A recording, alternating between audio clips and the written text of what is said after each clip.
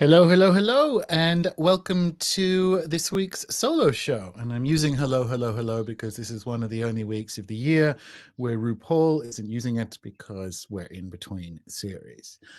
It's been an interesting morning of many technical challenges trying to get this show up and out.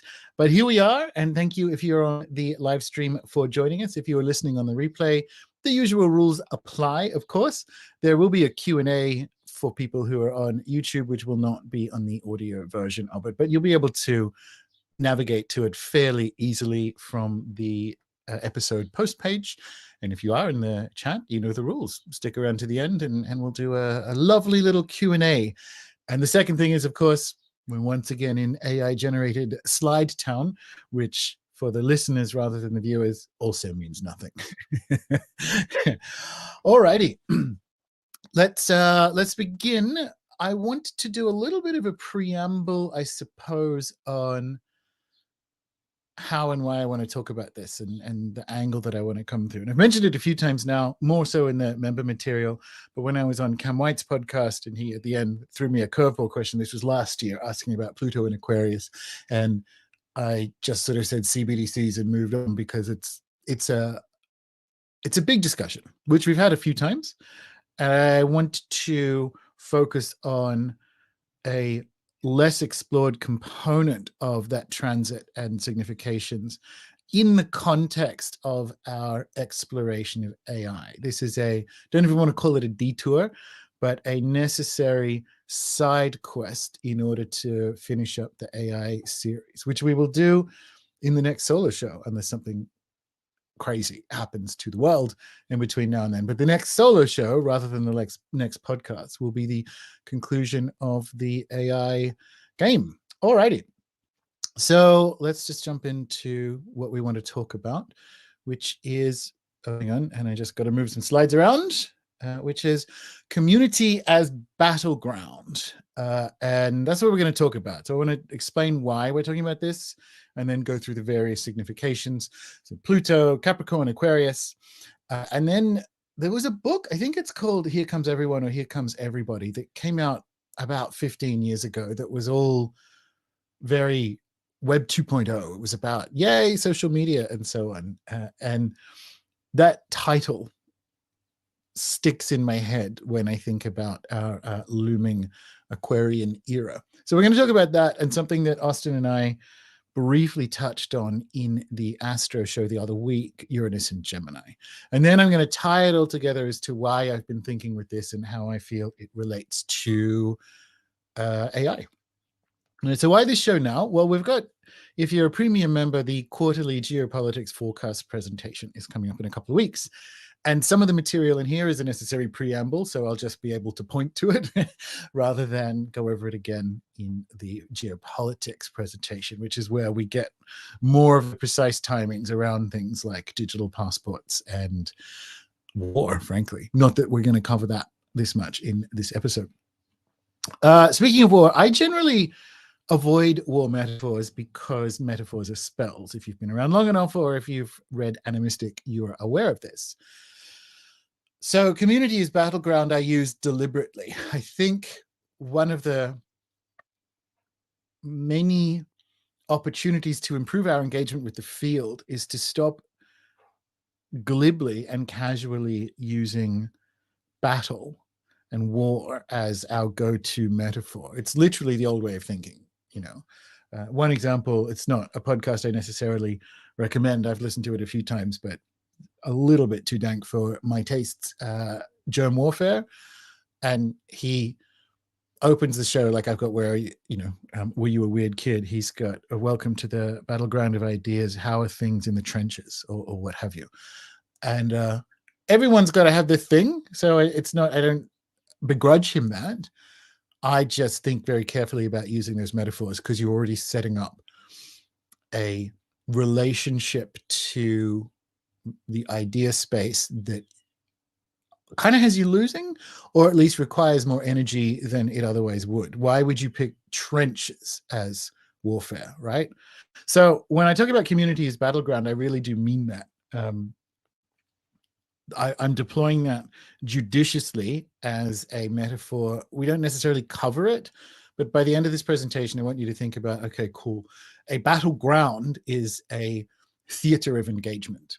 That's the important part of what I mean there, you know?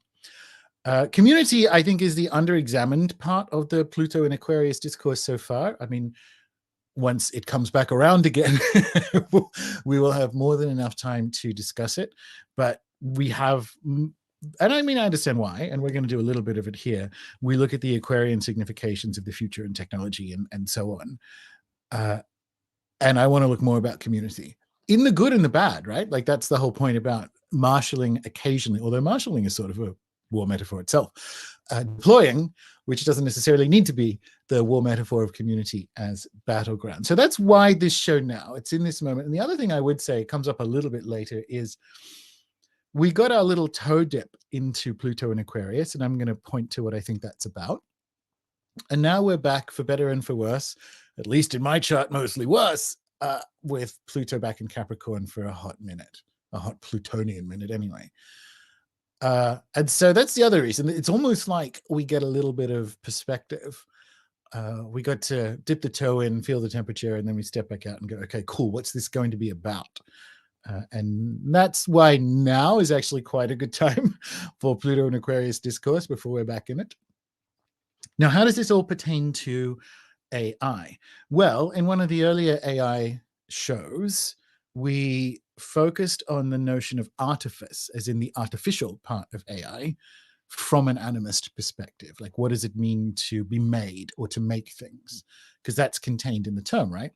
Now, everyone, and I've done shows about this years ago, everyone in the AI space since forever has, and rightly so, explored the metaphysics of intelligence. To say something about intelligence tells you everything about a certain theory of mind. So, you know, famously, when it comes to AI discourse, it's, are things intelligent if they have an intelligence that doesn't look human? That's correct. That's a correct question. But we can actually push that, or more specifically, posing that question from an animist and a perspectivist context looks a little bit different. We're going to touch on that now because it's necessary for the Pluto and Aquarius discussion, and we will explore it in fuller detail in the final of the AI shows. But basically, how does an animist theory of mind understand intelligence and thus AI? Well, if you have read Animistic, well, if you've read Eduardo Viveras de Castro, but Animistic, I think, does the clearest job I found, which is why I wrote it, to convey the cornerstones or tenets of an Amazonian perspectivism, right? So, and it's no surprise that Amazonian perspectivism emerged in the Amazon. The Amazon, jungles in general, is a place of eyes. So this is a quote, actually I've got the book in front of me for people watching. This is a quote from Silver, Sword, and Stone by the great Marie Arana, or Arana. No, I think it's Arana. Anyway, and well, it's a modification of the quote. But a person moving through the jungle is never truly alone. You operate under and through perspectives, through gaze, through eyes, through sensing. That's what you are composed of, right? And how that is experienced in the jungle is perspectivism is essentially that the underlying stuff of the cosmos is personhood, and reality is then composed of perspectives that are formed by bodies. So it's like, picture it this way, or experience it this way. On a metaphysical level, everything is human. Jaguars are humans, snakes are humans, birds are humans, trees are humans. And that's what it is in the spirit world. When that perspective forms into a body, reality is experienced through that body. So from an Amazonian perspective in perspectivism, a jaguar lives, when it sees other jaguars, it experiences them as humans, and they live in a village. When it drinks human blood, it experiences that as manioc beer, because that's what humans drink. An anaconda will see her lair on the riverbank as a hut, right? But to us, not being anacondas, it looks like a terrifying lizard hole, a terrifying snake hole on the banks of a river. Fish in that river see the animals walking along its bank as birds, because those animals are in the upper world for the fish. This is all based on the formation of them in a physical body, right? So they all see themselves as human and see in perspective things or other beings or other persons based on the body that they're in. So famously, if, and this is generally good advice if you encounter a jaguar, right? But if you maintain eye contact with a jaguar that you encounter, she's going to see you as a human. If you look away, she's going to see you as meat. So when we understand the Amazon as a place of eyes and of a person moving through the jungle is never truly alone, we understand that we are formed of the views and perspectives of countless beings in and out of bodies. So we exist in a digital jungle now. And we have for a while, right? If you think about, and the Simpsons was thinking about this, I was going to use the clip, but when you do the live stream from a copyrighted show, we've been here before, it might cut off my copyright. But the joke about London being the most surveilled city in the world from a security camera perspective. Now, where we are now is both an evolution and a step change from the idea that we are still moving through a forest of eyes. The evolution is we're still doing that. The step change is, for most of the time we've had security cameras, there's been a human at the other end of it. So you're still being surveilled by a human. Now, we are not in that world. Well, we are still in that world, but we're moving into a world where the things that are looking at us in our digital jungle aren't humans. There isn't going to be a human at the end of the line, because we have, consider what facial recognition technology is and all the rest of those AIs. That's not a human looking and recognizing you, right? So what do we look like? What does it mean to be in community in a jungle that includes digital more than human? So that's the why now and the perspectivist angle, which we will explore more fully in the final AI episode, whenever that is, in a couple of weeks or what have you. Okay. So let's move on to Pluto. And I want to give you a question which I haven't heard, and this is some of the homework question, I suppose. What is the ecosystemic function of a lord of the underworld? Now, it is at least the energy of, you dropped this. You dropped this, king, right? So consider what is objectively the best of the Batman films, Batman Returns. I won't hear otherwise.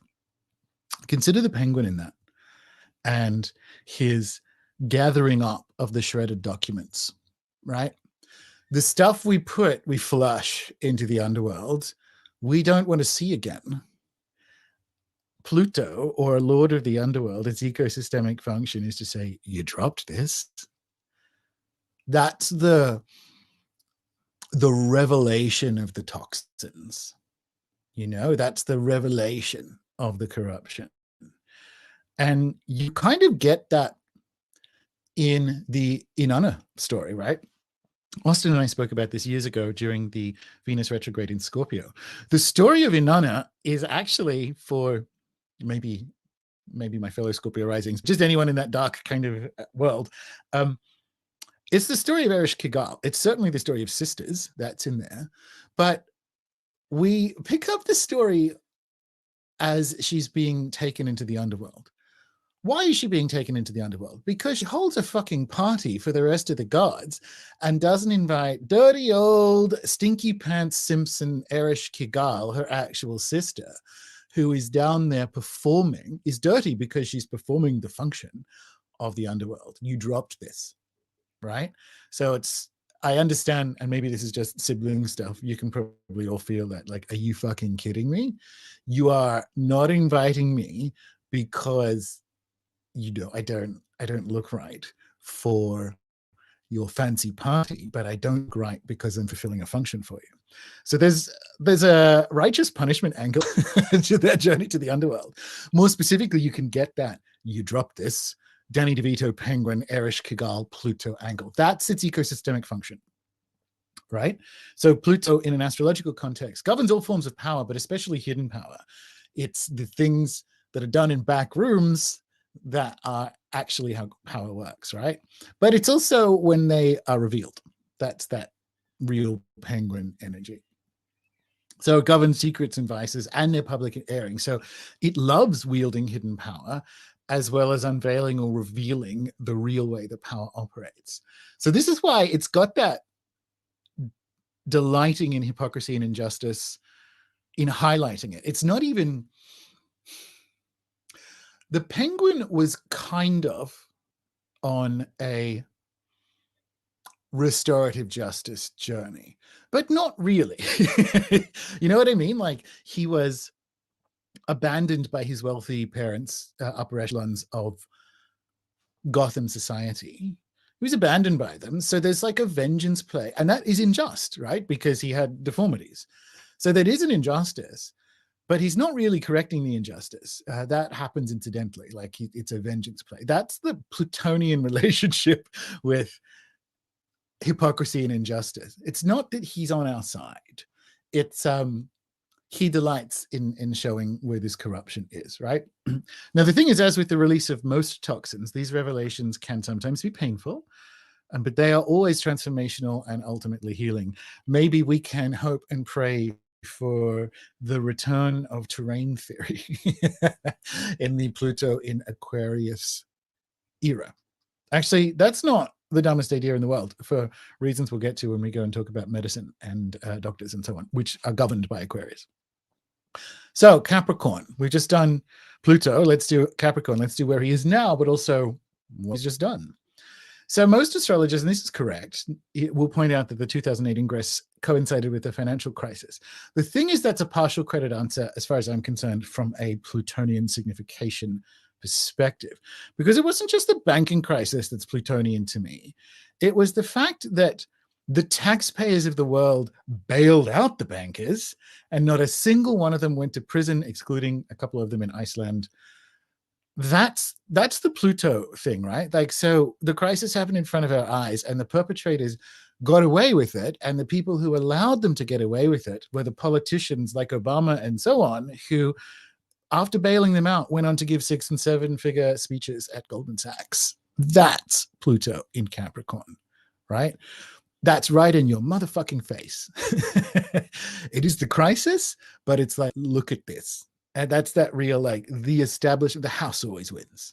That's that real Pluto energy, and it's right in your face.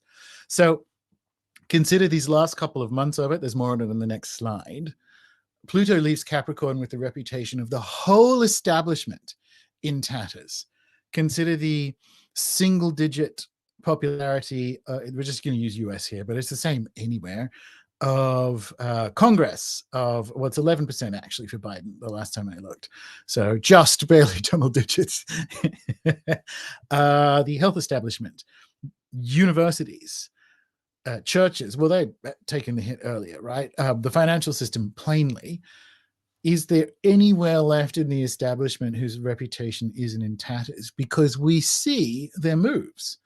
That's that Plutonian unveiling. Doesn't stop them. We just see them. So let's talk about this blended period. Well, hang on, I've got to do Aquarius first. That's right.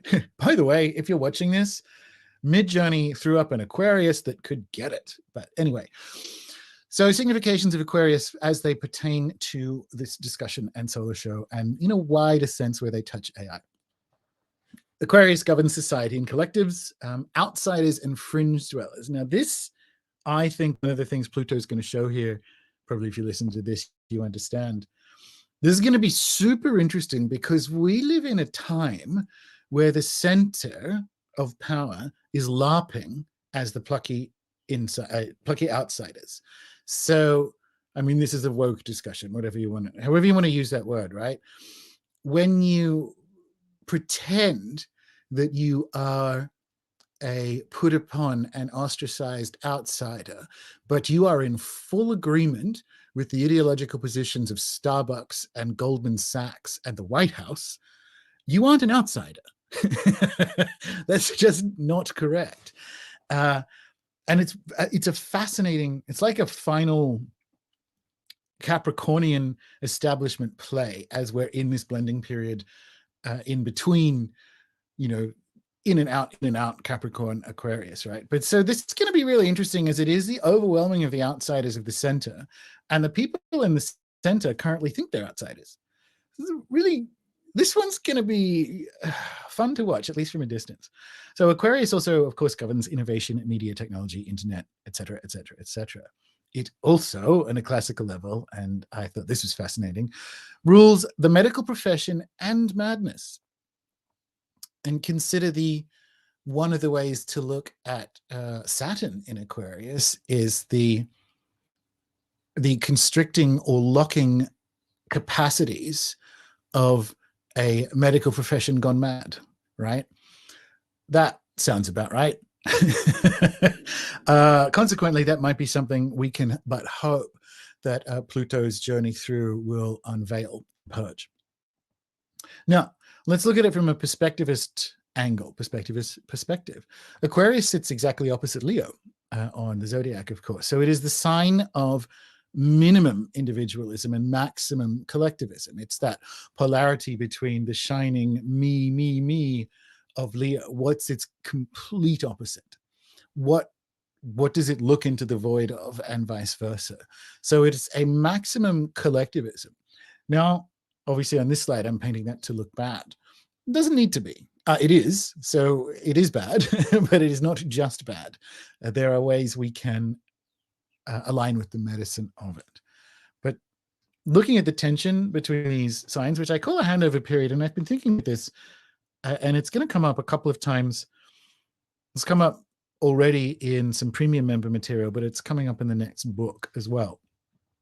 The absolute precision that you can get with Western astrological magic as a source of power. So elections are a spell that you cast based on your understanding of exact moments in the cosmos, right? And that's true. That doesn't invalidate in any way, or is not invalidated by what I'm about to say. The Mayan understanding of changes in time periods is more of a blend. I mentioned this to Austin, I think, at the beginning of the year.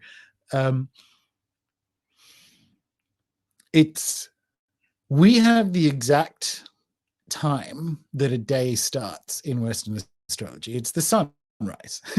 I mean, it makes complete sense, of course. There's no agreement on that in Mayan astrology. Anytime from sunset the preceding day, that's when some Guatemalan, or most Guatemalan day keepers, will welcome the day spirit of the following day.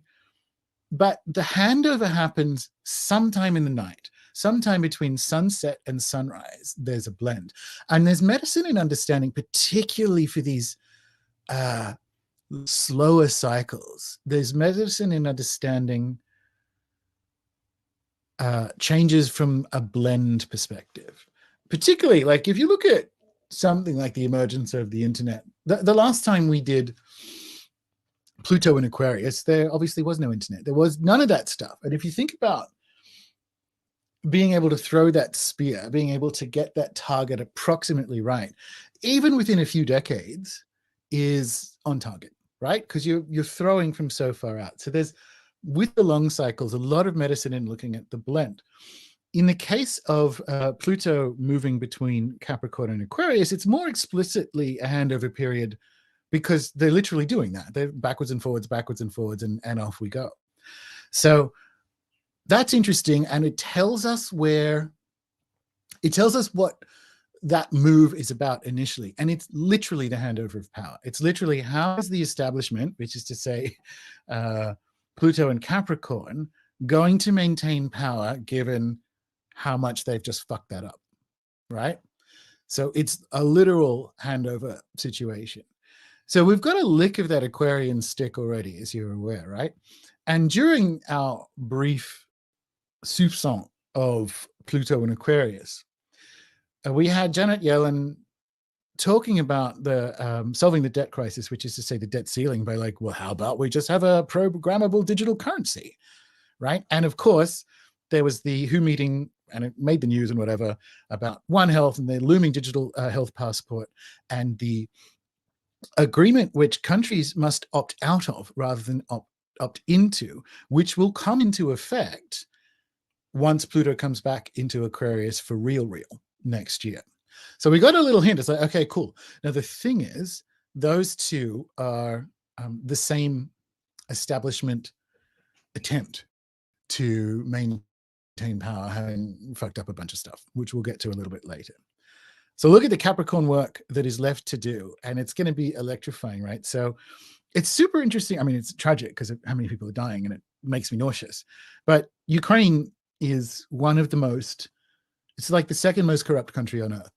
And once the special operation began, there was all these US biolabs that showed up. Turns out they're there. Ukraine, as we now know from the Bidens and the rest of it, is where the Anglo-Americans put the stuff or experiment on the stuff they don't want to see. So it's like an oubliette for the establishment. And we're seeing that purging off now. But the final few months of this of Capricorn and Pluto is to ultimately show that the corruption is total in the establishment. I mean, it's not just the Hunter Biden laptop and the Coke in the White House, right? It's the fact that, I'll remember her name in a second, because I keep thinking Magic the Gathering whenever Marjorie Taylor Greene, because it's MTG. So every time I read about it, it's like, oh, what's Magic the Gathering doing? Holding up screen grabs of like the naked son of the current president doing, getting blown by hookers and whatever. And this is happening in an establishment context. This is the final purging. And it doesn't mean, because I just said, justice doesn't ever, Pluto isn't about justice. Pluto is about unveiling. So what is happening in these final few months is a vision of the totality of the corruption, right? So the final thing as we move through, as we pick up what Pluto began in Capricorn, we're seeing that now interest rates are going to continue to rise. They're coming off a 5,000-year low. We're hitting a bond crisis. This stuff is what the CBDC is for. It is how the establishment gets out of its debts and obligations whilst maintaining power. And the way to do that is a digital currency that is based on what? Compliance. That is literally based on the mob of conforming, right? Social credit scores and the rest of it. So the handover period's been really useful, or is really useful, because it's literally Pluto pointing at exactly the stuff that it's going to hand over between Capricorn and Aquarius. Now, obviously, with that being so, that's why we're going to talk about, well, that plainly then overlaps with AI when we move into the next show, right? So let's talk about, and this is that book, I think it's called Here Comes Everybody rather than Here Comes Everyone, but I like Here Comes Everyone better. Mentioned this earlier, big stories are archetypal. So all interpretations are in play at once.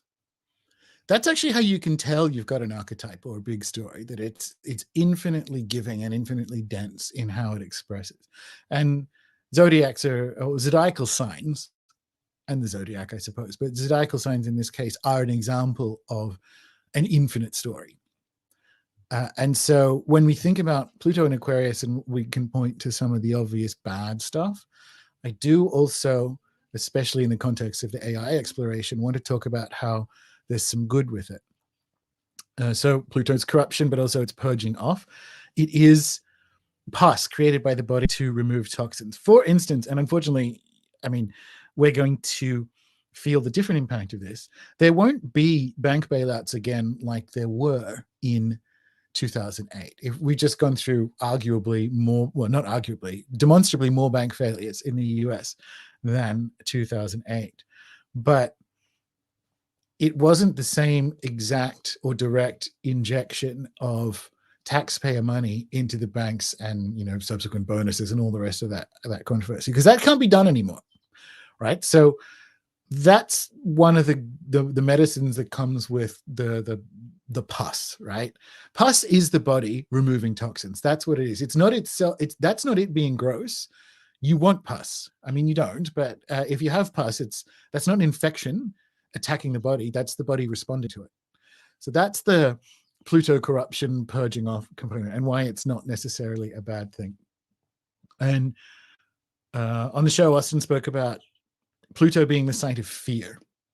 And it doesn't mean there aren't things to be afraid of. Pluto and Scorpio, not only, I mean, serial killers is a good example, but being a Scorpio rising, the 80s serial killer madness is at least partially deep state and spies, right? Like, so that's where some of the mind control and weird, MK Ultra programs, think of Manson and whatever, started to impact the rest of the world. So it's not just the serial killer as a Silence of the Lambs villain.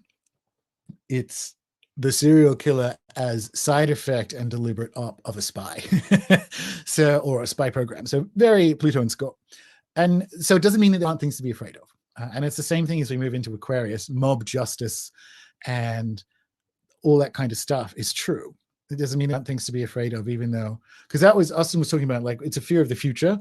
We should, to some extent, be afraid of the future, but I also, moving it into that idea of collectives, fear is associated in the mob. What will happen to you when your money gets switched off if you say the wrong thing on social media? Like, just think of the Chinese social credit score system. That kind of stuff is going to happen. Is it an overblown fear? Well, in the sense that it ultimately is going to fail, yes, but it doesn't mean there aren't things to be afraid of as countries. What is it? 91% of countries at the moment are exploring different CBDC programs. And the news last week, of course, was the examination of Brazil's proposed digital currency is that it literally can be switched on and off in your account or not. So this is coming, right?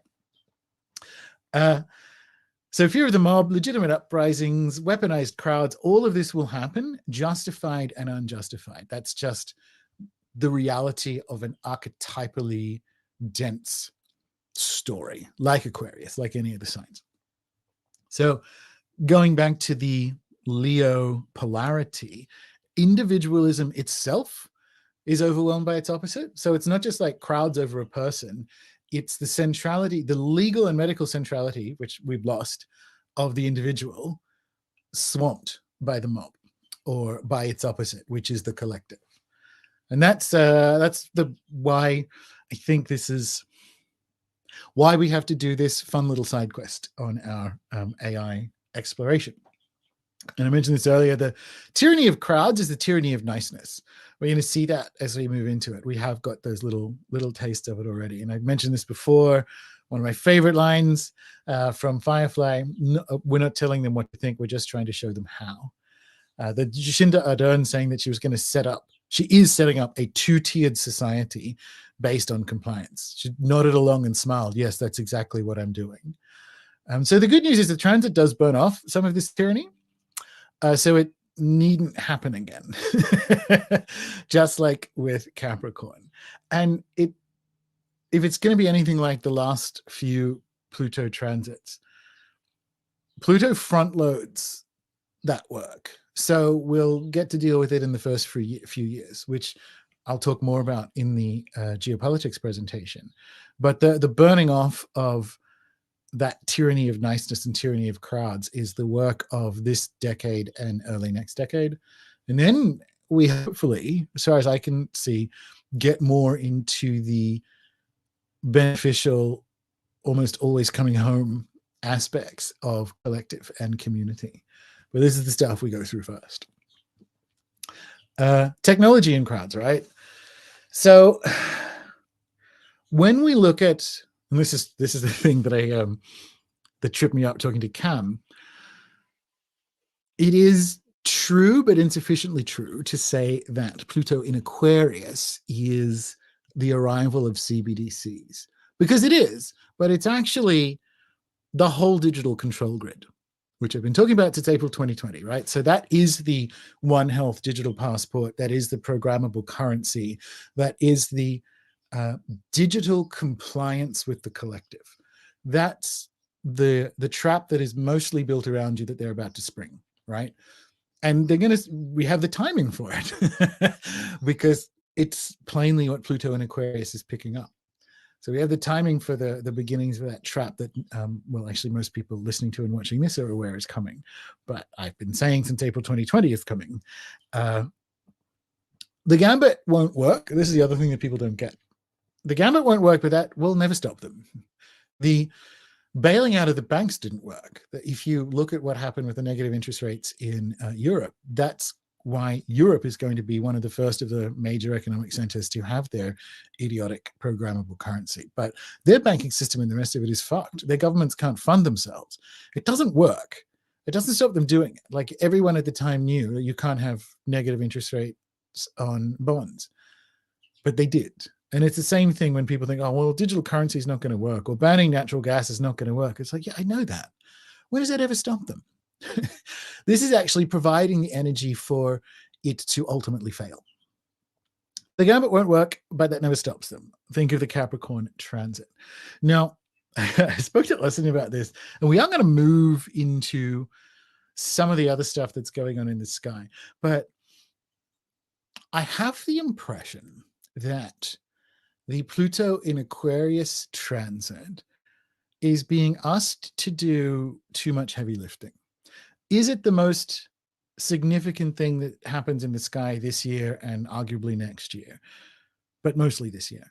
The answer to that is yes, because simply based on rarity, like it moves signs very slowly compared to everyone else.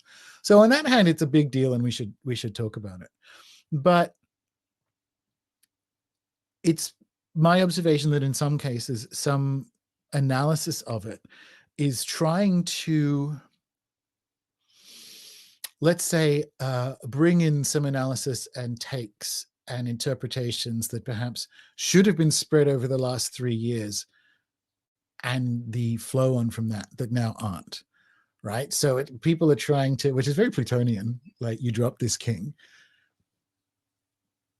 Just be aware that there is an energy of people trying to catch up to, dare I say, more accurate forecasting that they may have dropped the ball on over the last 3 years.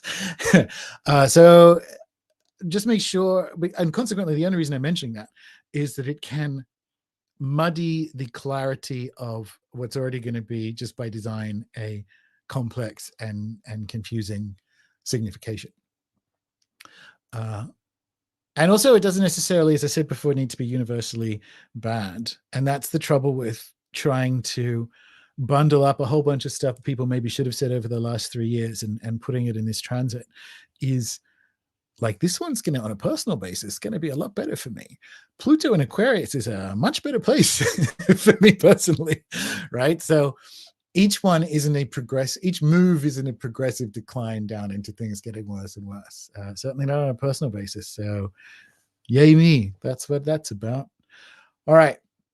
And one of the things that also is going on, and I mentioned this to Austin because I think it's important, and the metaphor that occurred to me whilst demonstrating my Shruti box to the premium members in the Foundations course was certain harmonics playing at the one time. And that's a kind of good way of thinking about astrology in general, but certainly the slower or longer cycles, where it's like you pluck one cosmic harp string for Pluto and Aquarius, and then you pluck another one for Uranus in Gemini. And the sound of those two together, like that combined harmonics, is actually, I think, closer to the combination of what we're talking about there with CBDCs and dramatic changes in communication technology and currency and commerce and all the rest of it, right? But here we want to look at two strings individually, because understanding that gives us timing. And this was the change in my future map in between the show at the beginning of the year with Austin and the most recent. If Aquarius is technology and future, which it is, what is Gemini? Well, it's a Mercury ruled sign. So it's communication and commerce. It's all the mercurial things. Now, we conflate those with technology these past couple of centuries, and rightly so. I mean, but that's the overlap. I'm not saying it's temporary, but it is new over the last couple of centuries. So when we talk about Uranus and Gemini, then we are looking at is a transformation in communications. And that's why I'm saying that rather than technology, because commerce is a form of communication. That's why he governs all these things, right? It is an invitation, I think, into a fifth element response to the Aquarian conditions. So communication is between us humans using digital technology, et cetera, or not, but it's also across dimensions and realms. So one of the things that I think about is, I'm sure it was in, maybe it was in Occult America by Mitch Horowitz. Otherwise, it was in a Jeff Kripal book. But I can't remember the name of the senator in the 19th century during the peak of the spiritualism. Well, not peak, but the growth of the popularity of spiritualism in the US. He proposed federal funding into a federal project for communication with the dead. Like what would happen, or what would have happened if we threw all the money that in the 20th century we threw into underground bases and UFOs and so on. What would have happened if we threw all of that money instead into communicating with the dead? Imagine what happens, what you could do listening to this with infinite money to find the best, alleged to begin with anyway, channels, and then work out what diet to put them on, what EMF works for them and what doesn't, how much sleep do they need, are there supplements, are there entheogens? Imagine with infinite money how good we could get at communicating with the dead. And as we have Uranus move into Gemini, I'm not saying that's going to happen, right? But what I'm saying is those are the sort of surprise communication opportunities. People are pointing out, and probably rightly so, how does that transit play with the UFO psyop that's currently going on? Because that psyop may actually develop into some kind of genuine disclosure, which would be this extra dimensional communication type stuff. So that's coming in, right? And also communication at the level of the field, which I'm going to pick up towards the end of the presentation. But Uranus moving into Gemini, why I use the fifth element metaphor, is that was essentially magic in a cyberpunk world. And communication, like literally getting these beings and bringing that energy back down. So there's a way you can, there's an invitation to a narrative that brings medicine that's Uranian and Geminian around communication and dimensionality and so on, because Pluto in Aquarius has decided it's going to do the digital currency, right? Which otherwise you'd say, oh, well, Uranus and Gemini. What I think that means, this is the change in my timing, because we get these dumb things. They don't scale, admittedly, until Uranus and Gemini, but we get these idiotic ham-fisted plans. I think that's the next slide. Yeah. And we get these idiotic ham-fisted plans before Uranus ends up in Gemini. So it occurred to me that actually what we see there is the pushback, because we're going to be fifth element warring in a world of social credit scores and CBDCs and so on. Now, what does an innovation in commerce look like if we can consider the CBDC to be Pluto in Aquarius? It could be barter, right? It could actually be transacting commerce. In fact, it must be at least transacting and commerce outside of the digital control grid that they will be replacing currency with. So that was a weird source of optimism, which is historically unusual for Uranus and Gemini transit. But okay, it is unusual times, and I actually think, okay, that makes sense now. That was the timing. It's like no one's going, because no one thinks it's going to work. We sleepwalked into the last imposition of tyranny. We're plainly going to do the same thing again. So I was looking for, where's the optimism? Where's Corbin Dallas? And I think some of that's going to be in Uranus and Gemini, which is good. So that's what I mean by, well, let's pluck the Pluto and Aquarius harp string and hear that, and let's pluck the Uranus and Gemini. And the sound of those two together is where we get to transform and duck and weave and invent our own currencies and trade without them and communicate with beings across dimensions. Like I don't want to say resistance, it's the wrong energy, but it moves the good guys into that sort of realm of the invisibles, right? So it invites us to respond at the level of, and I'm not saying wait till fucking Uranus gets into Gemini, mostly because there's some cool shit you can still do with the Uranus and Taurus energy. But it invites us to understand that there will be opportunities to respond and transform at that level. But going back to crowds and the mob and Aquarius, we're also moving into, this is always the case, but it will become acute in the next 15 years. Demography being destiny. This is something that I've been interested in my whole career. Like I was a data director. I've always been interested in audiences and demographics and so on. That's what I did when I had a real job. Demography is destiny. I mean, people are still reading and watching Peter Zion videos or Zion videos. And Russia does have a demographic crunch ahead of it. A bunch of places do. So does China. So does Japan. So does Germany. And it's interesting. I think Merkel's decision to bring in all those apparent Syrian refugees, which many of whom were just men from North Africa, was a demographic corrective, right? Southeast Asia is a hotspot at the moment. Geopolitically, it's also demographically one of the youngest places in the world, as is most of South America. So demography is destiny doesn't just mean the decline of certain powers. It's actually how you see a multipolar world emerging. Now, multipolar, as opposed to unipolar, is a good map back to the polarity of Leo versus Aquarius. So even and it's so interesting, like, it's the shape of the crowds themselves that is going to provide the energy for a multipolar world, which is demonstrably better than the outgoing unipolar world. You see, this is where we're starting to get to the complexity of a zodiacal story as archetype, right? Like demography itself, the shape of crowds, is going to be the energy that brings a multipolar world into being, right? I was thinking about what world you operate, and here's where we pluck those two harp strings again.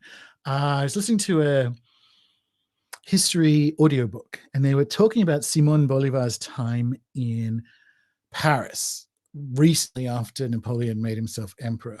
And he'd read a bunch of the books that the Spaniards had banned for all of South America, for all of their colonies. So all of those Enlightenment books were utterly banned in South America. You weren't allowed to read them, but he had, because he had teachers who would secret them to him, and then he read them in Madrid and so on. But he was engaged and involved in that scene of going out every night to ballet and musical performances and salons where people are discussing Hume and whatever. And so it was electrifying. Intellectually, it was an electrifying environment of being in the crowd of the new, right? And today's Paris, which is to say the one we're moving forward into, is going to be in the field rather than a specific location. About 10 years ago, when I was still in the UK, it occurred to me that if you consider Paris at the end of the 19th century, even London, but London was a little bit later and a little bit before. But Paris, think of Moulin Rouge. Paris, the movie, like the fin de siècle period, that's where you would go if you were Toulouse-Lautrec, an artist, a radical of some kind. This is where you could buy and whatever you want and rub shoulders with royalty and street urchins. And about 10 years ago, it occurred to me that the city that is like that now, it was briefly Bangkok, but it was probably Addis Ababa, where you can buy a child and a shoulder mountable rocket launcher and whatever, like these, I'm not saying that's something to approve of, but you can get anything and you can rub shoulders with warlords and artists and so on, right? There isn't the energy of the next decade moves that Moulin Rouge, moves that Paris from a place into the field, and specifically into the harmonics of these two transits. Because coming back to that genuine energy of Aquarius being actual outsiders, not people with purple hair invited to the White House, you're going to be able to find them and resonate with them thanks to that second harp string with the Uranus and Gemini. So there's some like positives coming up here, coming up through it, which we're going to need. And I'll have more to say about that in a couple of slides and in the premium member geopolitics presentation. But I've been sitting with for a while now, but expressly this year, what community looks like in an apocalypse. Because we have the energy of the focus of community coming up. And we also have dramatic changes to technology and communication coming up. And when we pluck these two together, it's like, well, what is this going to look like? So that's the inspiration for this solo show. Thinking about how are we connected and what we just rehearsed over the last 3 years, right? And what, when I say we're in community, what do I mean? And what is a community of communities? And what happens after a purging of the corrupt ways of communing? What's left? And there is the work of a lifetime here. The work of a lifetime, which is good because, you know, we're talking about some quite lengthy transits. But what does community look like with these conditions? And there we find the medicine of underneath the purging of the toxins, underneath the tyranny of niceness is like, okay, cool. Well, if we're going to situate the eye of Sauron on mobs and community and control and currency and sharing and communication, what does it look like after the purging underneath it, after you drop this king? And I guess that's the invitation of these transits plucked together. And I'm thinking about, which I wrote about in 2020, or even before it, but it was most obviously necessary in 2020, Mark Fisher's famous essay, Escaping or Exiting the Vampire's Castle. So the invitation is to leave pseudo communities for actual communities. And I think that's going to be part of the handover period. And where we take this in the next solo show, when we come back to AI properly, community with beings beyond the human. That's what I mean by, what does it mean to be in community now, having just gone through that?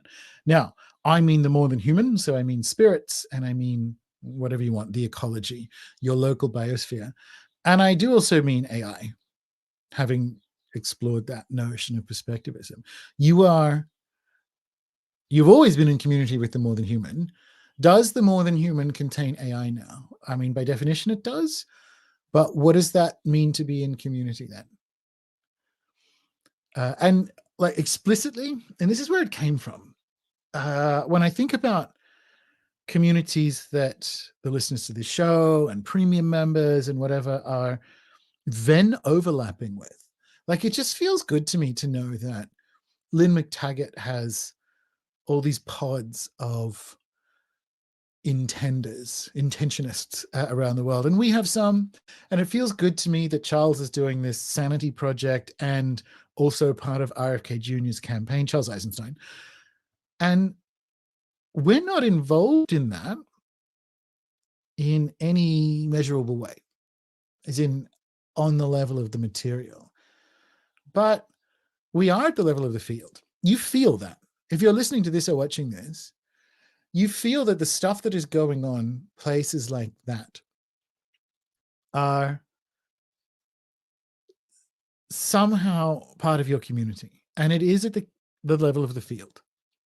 So we have the community aspect of Aquarius, and we have the transformation of communication and innovation and hedge crossing and dimensional shifting of the Uranus and Gemini. And you know that now. You can feel it. You're like, what do I yes king when I see it? What is that? Yeah. Like, I'm glad you guys are doing that. I'm not involved in it, at least not materially, but I somehow am. Now, in the funny timing of these things, I'd almost completed these slides when Dan Waits and S.J. Anderson did a update on S.J. Anderson's YouTube channel, which just Google it, you'll find it. If I don't remember to put it in the show notes. And they're talking again about the Barbeau basket, which is the July 2026 configuration that Andre Barbeau said was the best space weather of the century. And how close we are to it, and the fact that if I look at any of my other timing models, whether it's the books of the Chilam Balams or Mayan astrology or whatever, that's like 2/3 of the way. No, that's about exactly midway through World War III.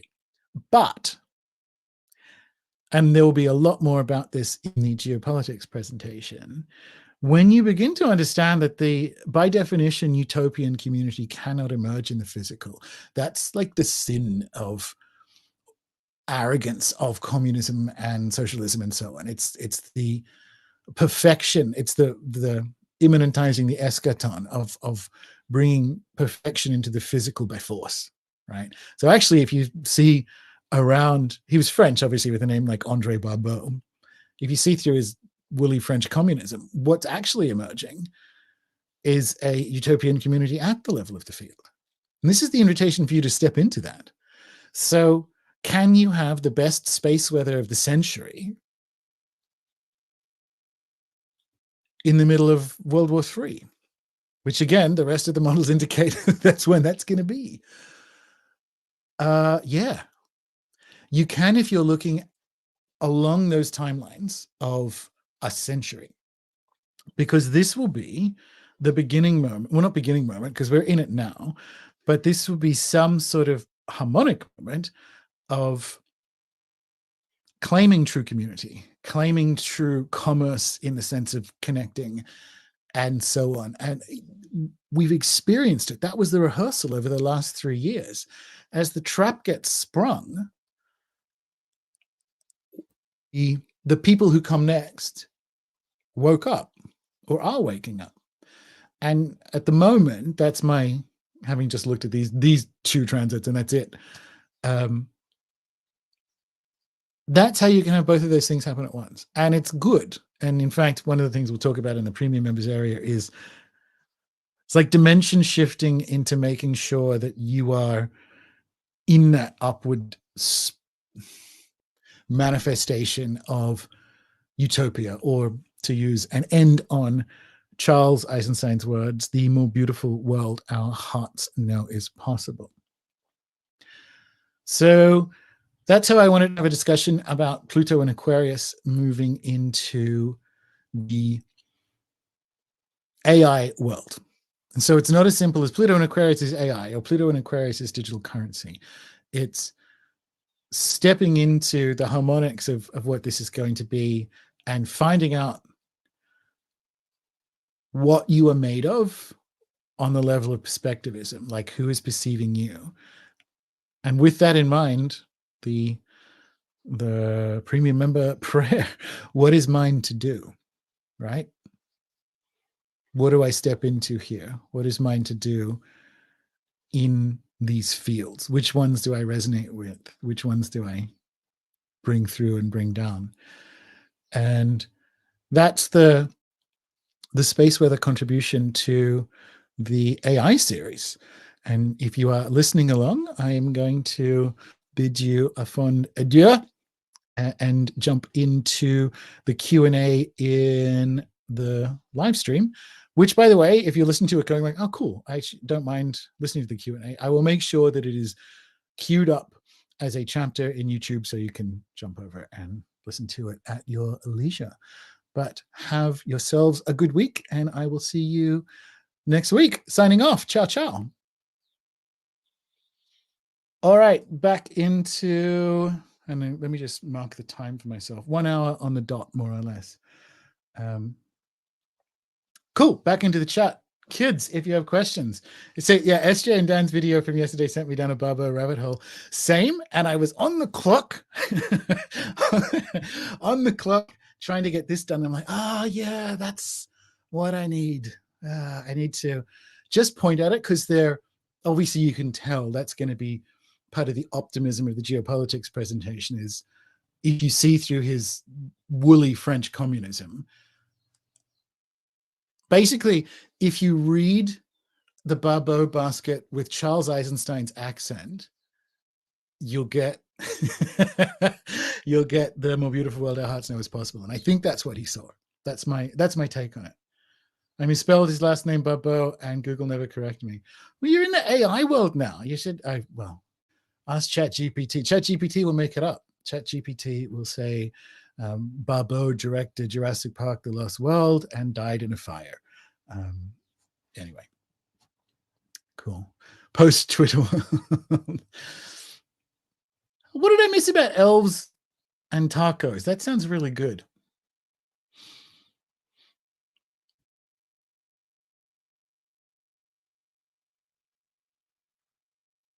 That's correct. The problem with UFOs is they're real. They're not space aliens, and the powers will use the legend for whatever end. And I think that's true. I don't think we get out of Uranus and Gemini without some kind of reality of that being true, known more widely. Because smarter people than Richard Dolan's smarter than me. But more specifically, people who have devoted their whole lives to ufology are reasonably confident that there is something beyond just merely being a psyop going on with the disclosures. I still think it's mostly a psyop because we are trying to start that war with Russia. Well, we're in it, but you know what I mean. I just don't think, because the psyop goals are so important, I think they will end up even using real information to further that psyop, which means that real information will come out, if that makes sense. That's a guess. That's just a medium-term guess. Talk to us about solar punk in the context of space weather. So solar punk's first opportunity to be the metaphor we can live with at scale is after 2032. As I said at the beginning of this fucking madness to Miguel, we, it turns out, have to get through cyberpunk to get to solar punk. So one of the things I have been sitting with, hence Fifth Element, is find the cyberpunk you want to live in. Right? If we're going to have to do it, you can. That's the one I would pick, right? Of particularly when we're talking cinematically. I love cyberpunk. I love it as a genre. But if I have to live in one of them, that's the one I'm going to pick whilst we wait for 2032. Now, why I said at scale is the Aquarian focus, particularly, you could do this soon, right? Looking at the positive side of like Sataqua, but just the general Aquarian focus of the last few years is that community stuff. It is allowing, the energy is there for you to solar punk now, which is to, and some stuff is. We've got local food co-ops, we've got all that kind of stuff happening, right? And I was just at Matafero's ancestral lands, like the Ngāariki Kaputahi lands in the southeast of the North Island of New Zealand. And what they're doing there, I wish there was a dimension where I could just like move there and live in a yurt with a lawyer, or at least one, because they're so busy doing the transformation already that they don't have the possibility, they don't have the bandwidth to be able to turn on the streams of government money that are coming from that woke energy, but they don't have the capacity to get whatever money they can to pour in to that community to use in a way that they would work. So an example would be, I'm sure there must be some way to get a bucket of money to give to some young Maori kids who are local to the area to start a business, which is to say like a community supported agriculture veg box that is delivered to, so they grow it, that is delivered to the community, that the community pays for with government money, right? So you're basically installing a business and food into this wider project. Stuff like that is going to be available prior to 2032. That's a really good example, I would say, of the Uranus gem Pluto Aquarius harpstrings. So we don't, solar punk doesn't happen at scale until 2032, but where, you know, there are nearby dimensions where you can do it now. Pluto and Uranus will be in trine once they're both in Aquarius and Gemini. Feels like a Venus and Libra. Feels like Venus and Libra could, where those energies get workshopped into the world. Yeah. Okay, I'll allow it. I'm into that. Yuri Geller tweeted that aliens have taken over WhatsApp and other socials and predicted their imminent crash. Comments. That's amazing. I did not know that. Oh, I love it.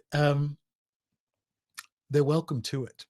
If aliens have taken over social media, they have landed in the wrong place and they are welcome to it. All right. Hi from Elon Musk. Jai from Elon Musk? I don't understand what that means. Whatever that means, old soul, I'm not smart enough. So rephrase that as a separate question. UFOs are the saviors of scientism. Yeah.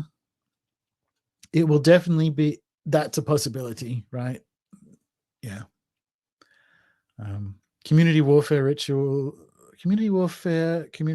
can help feel the field effects of all this cyberpunk. How do you mitigate all your time on screen? Mitigate's the right word. So one thing obviously is I time it and make sure that I minimize it as much as possible, but that's not mitigating. That's a really good point. They're not in front of me because I was working on the iPad by the fire yesterday, but I have red light glasses, no screens, although we have been watching some TV of an evening, no screens once the sun goes down. We have an infrared sauna and a cold plunge. So when you talk about mitigating, you are getting, blue light is inflaming you, right? So what are your anti-inflammation pathways? And it's not the right weather for us to spend large amounts of time outside in the depths of winter in southern Tasmania, but we do have ways of doing it. So mitigating screen time is a combination of restricting the time, but also understanding that, you know, especially as, here's a really good example, because it's not just screens, it's fields. Our internet service provider continues to get worse and worse. So our internet speeds are slower and slower and slower, and they lie, right? So we called them up and say, our internet speeds are really slow. And they're like, oh, they're still within the acceptable range of what we charge you for. So the low end of the acceptable range. I can't run a Zoom call on the so-called high-speed internet that we have available to us here, which means this live stream is brought to you by my phone as a hotspot, which means I'm sitting here being beamed with my 4G hotspot as an emanator while I do it. So will I be using the infrared sauna and the cold plunge and so on today? I will. So the mitigation, I did a video about this years ago in that members area. You were in a ray gun fight for the rest of your life. That's, funnily enough, pretty good. Speaking of Fifth Element, that's pretty good cyberpunking right there. So it's not just minimizing time on screen. It's like, well, the time that I spend here is going to fuck with me. How am I unfucking it? But good question. In terms of material needs, currency trade, CBDC and digital ID, parallel local systems of decentralized nodes, crypto-esque privacy tech, does Argentina/US dollar blue market show example? So I don't think, and I know I got a lot of Bitcoin bros, and that's fine. I made good money on Bitcoin, and I left at the right time. I don't think we get to a, let's call it a pirate digital currency option before the trap gets sprung on all the available options. And I know people say like, oh, you can't, even if it is an op, you can't stop Bitcoin now. It's like, no, you can. You really can. Try living without electricity for a year, like EMF bombs and the rest of it. Do I want that to happen? Of course fucking not.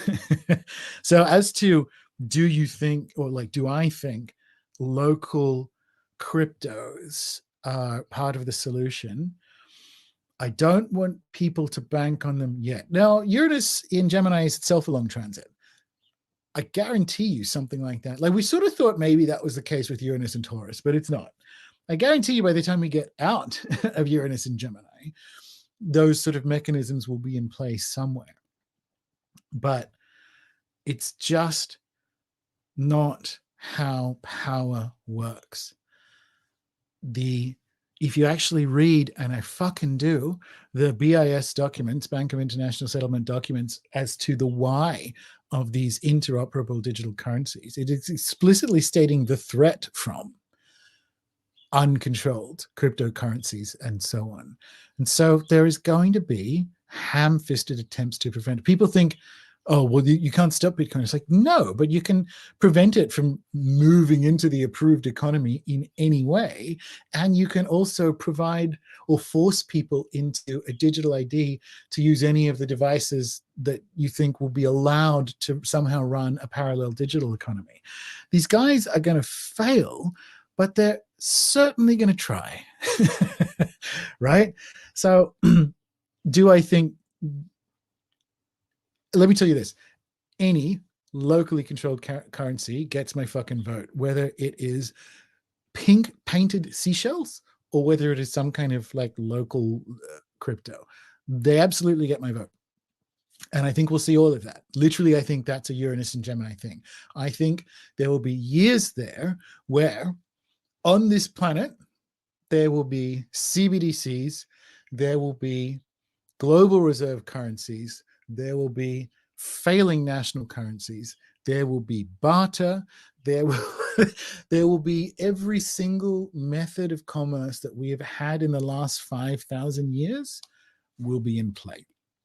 And that's the change. Like at the moment, we have one or two. We have two. We have currency, like physical currency, and we have a digital version of physical currency.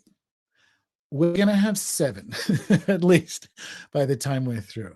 And that's the opportunity and the awareness, right? It's rather than, and this is mostly my concern with the Bitcoin maximalists, is please don't let that be your only plan. And I don't just want to say, cause you're wrong. I want to say like, cause you might be wrong. So please don't be like, haha, Bitcoin's going to do it. Everything the Bitcoin maximalists are saying, the gold bug said in the 70s, everything. It's just not what's going to happen. And that's, yeah. Let me tell you what is going to happen. Everything. That's the key. Not one thing is going to happen. Everything's going to happen. Yeah. And so it's like, honestly, in the short term, I would prefer, and I have my wealth, such as it is, more in physical things and less in digital things. Because as we go through what is effectively a currency collapse, but they can call it a currency transition, real assets retain value. Now, that should apply to Bitcoin. It's just a question of when they attempt to spring their trap on Bitcoin, do they do that before or after? And it's just not. It is too rich for my blood from a risk-taking perspective. If it's in yours and it's not the only thing you're doing, like, go for it. And like, it's weird. People think I'm anti-Bitcoin or something. Like, I hope they win. It doesn't satisfy enough scenarios for me. Yeah. Sorry. The AI system Elon is developing. XAI, of course, right? Because he's turning Twitter into X. It's just what happens now. Elon is, because everything is happening, I can enjoy Elon making a mockery of BBC journalists and also think it's demented and very unhelpful to fund companies that want to put chips in brains, right? Like, everything is happening. Instead of Bitcoin Maxi and blockchain, the future religious ethos, which implies a fight or war overtaking over the system. I didn't think the tech cypherpunk level. Yeah, potentially. Not that have fun. Oh, the have fun staying poor, bro. That's not just gold bugs. That's tulip mania.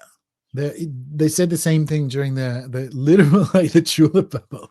Have fun staying poor. It's like, wow. Run a mile from anyone who's offering analysis who says that, which admittedly is less and less these days, to the point that it is a straw man, but it's a very good point. What impact do you think RFK will have on US politics? There'll be more about that in the premium members presentation, but if the US gets an election next year, it will be so nakedly, blatantly false. It will make the last one look normal.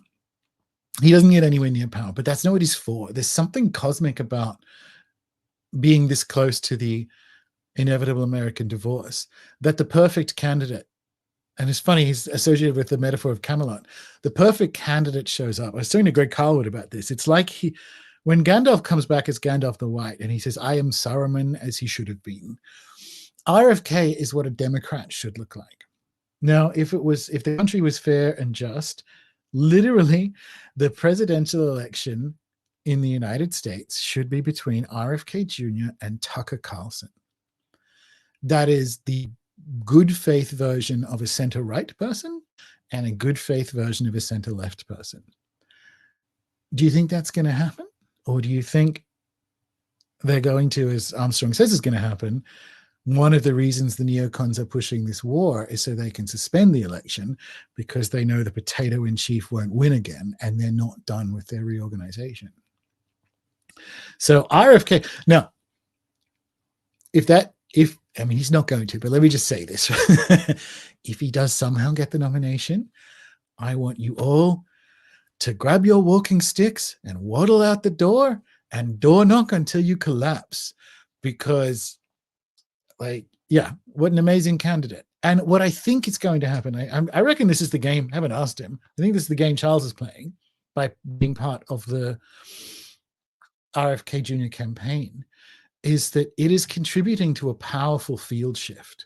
So here we have someone from one of the most powerful families in the history of the world, frankly, who is a celebrated environmental lawyer, who is anti-war, who has, thanks to Charles, had his head put on right when it comes to environmentalism and climate change and so on, and has changed his tune given what the government is doing around gun ownership and so on. The discussions that the existence of RFK is having amongst humans, like he's literally, as we're recording this, the Democrats are attempting to censor him from speaking at a censorship inquiry, right? His campaign is in the spirit world. His campaign is a field shift. I think he's amazing. I think if I were American and he actually got the nomination, I would, like I said, door knock till I collapsed. And that doesn't, so the important thing here, and this is the Charles angle, right? He's plainly not going to be the Democratic nominee for president of the United States. But consequently, the response then is not one of cynicism. It's not, oh, well, he's not going to do it, so why fucking care? It's like, no. No, you play that activism and you contribute to that field shift. This is that. When you work at the level of the field, where did I write this? Was this in a tweet or was this no, it was in last week's or this week's newsletter. When I think about, because it was inspired by going to see Matafero in New Zealand. When I think back on the Standing Rock protest, which objectively failed, the pipeline carried on. But why does it feel like it didn't fail? Why does that feel like it won? When, including Matafero from New Zealand, when Indigenous people from around the planet got together and were supported by white people, overculture, whatever you want, and righteously supported, not like patronized. Why does it feel like that won? I think it's because it did. I think that shifted the field permanently. And that is what the RFK campaign for me is, right? this is what it should look like. This is what a person of integrity who genuinely wants to improve his country, running for the opportunity to do that, should look like. We've never seen it before in any Western country, not just in the United States. And so, yeah, that's my thought on the RFK campaign. I think it's essential, and that he will not be president. RNC changed the rules to stop Ron Paul. DNC changed the rules to stop Bernie. No way, Aaron. No, it's just, yeah, no.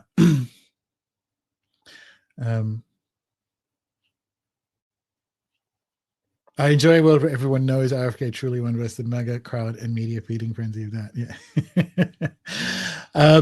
The soteriology of science requires the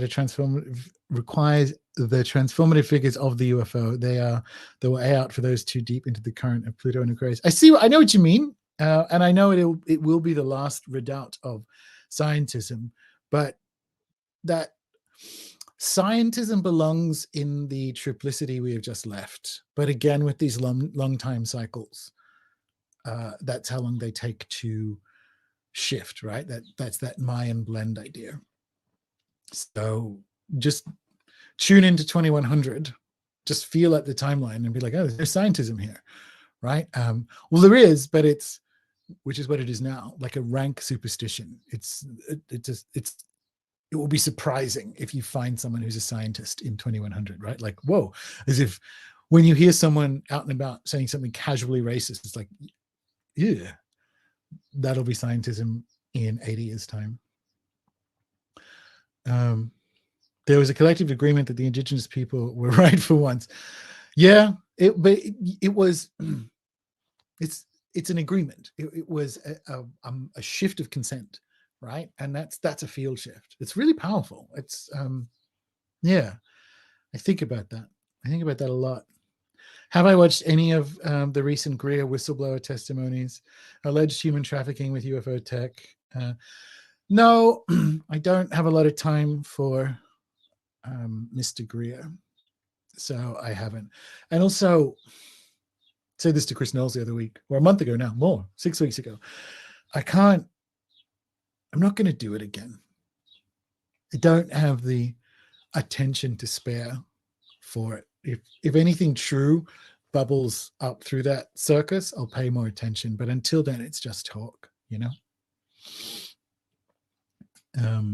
That said, I don't know where I'm going to talk about this, but speaking of Matafero, I got some very interesting stories about the Admiral Byrd mission from a Maori elder who spent 6 months in Antarctica, but that might have to be premium member material. Vegas UFO sightings are almost daily now. A lot of underground base in the area, not surprising.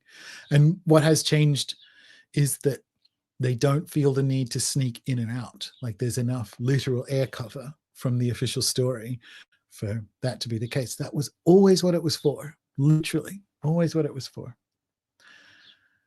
Mind calendar book recommendations. Kenneth Johnson, there's not many.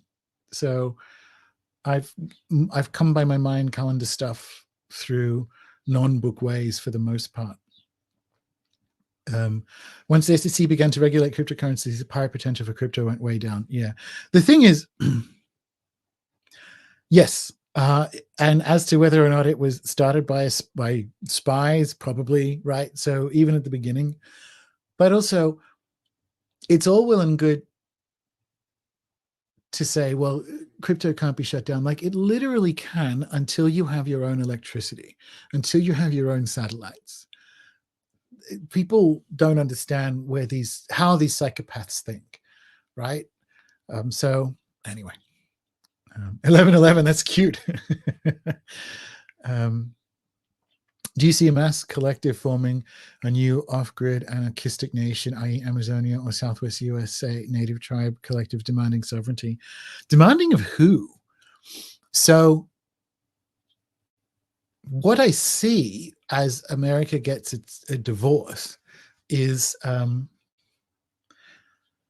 people just saying like, no, we're not joining that. That's more of that So, like, who would you demand it of? Like, as the country gets a divorce, why would you march to Washington and say we insist on being sovereign? Let's like just be sovereign.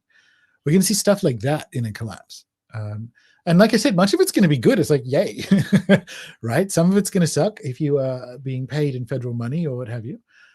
But I see more of that happening. And that is actually happening when it comes to things like treaty claims in New Zealand. So if you look at the interviews that Matafero has done on my podcast, when it comes to their activism, they're just like occupying their ancestral land and saying, this is ours now, right? Which is ours now, like it was always ours. So we're moving into a world where because the governance, like the Capricornian governance, is so corrupt, we don't need to like march on Washington, metaphorically speaking, to make those changes. And that's what we're going to see. It's just going to happen, right? And it's going to happen beneficially, as far as I can tell, more so next decade. This decade, we got a lot of cleanup to do. Put it that way. So Sydney, I don't know if I'm going to scroll back up and see where that is. Sorry if you answered and I missed it. To make sure I took away the one thing, we have an opportunity to replace battlefield metaphors with community metaphors, and that's probably a good idea to focus on that. It is.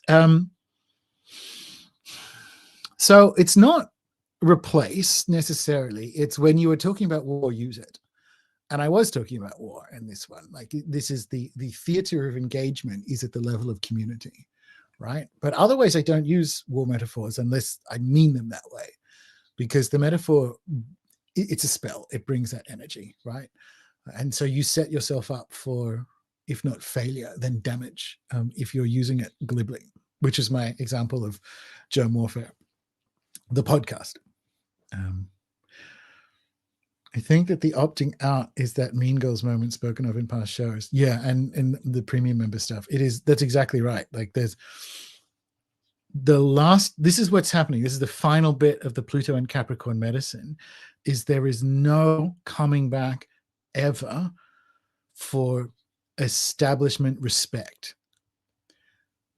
Not in the academy, not in medicine, certainly not in politics, not in finance, even, well, not in the judicial system, although it's interesting that that's in the US anyway, the last holdout, finally. There's no coming back.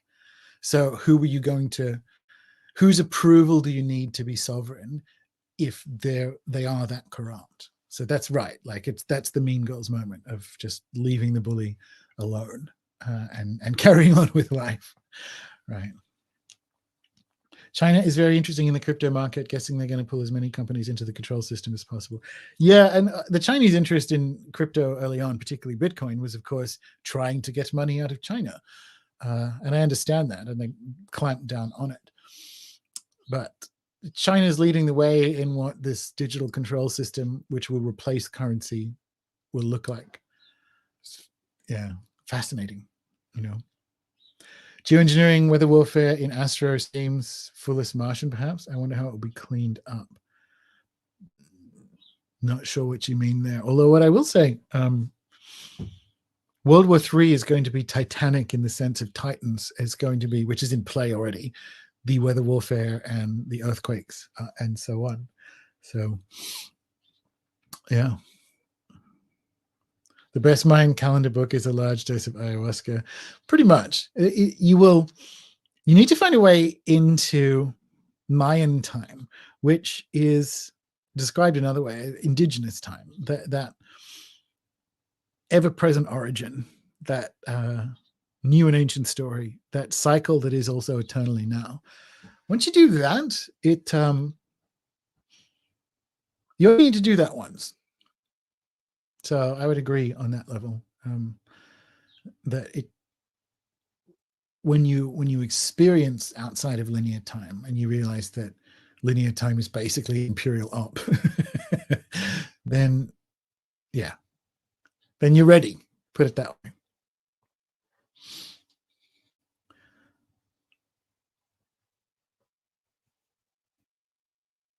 Oh, I see what you mean. I'm speaking to more when that happens. As you said, some crypto may be illegal where another country is open.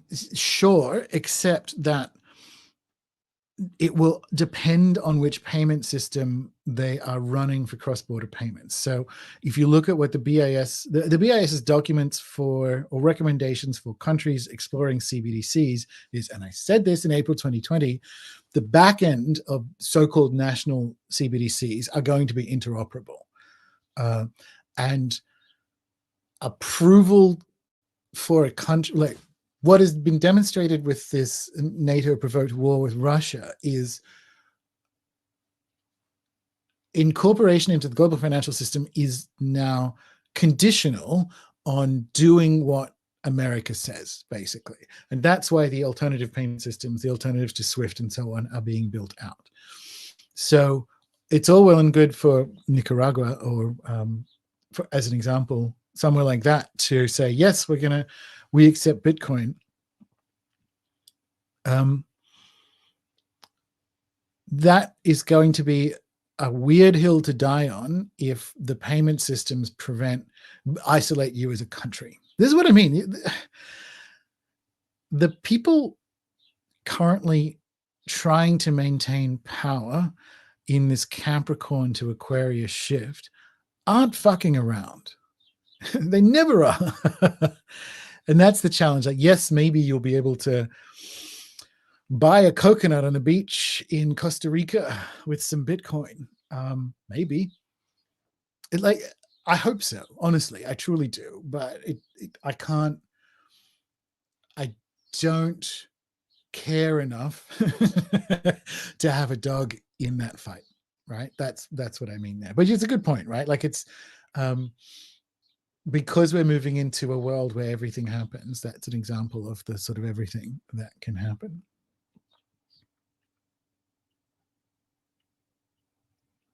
If Trump is archetypal, like an aggressive spear-like force breaking all doors, what energy do you see RFK as? Like a contemplative mind-changing force mirror, a useful tool for Pluto? And I think I didn't see Trump as that. I literally, and I want to do a blog post about this at some stage. There's something, I saw him as a clown. Most people did, but the jester clown archetype is closer to the surface now than it has been in centuries, right?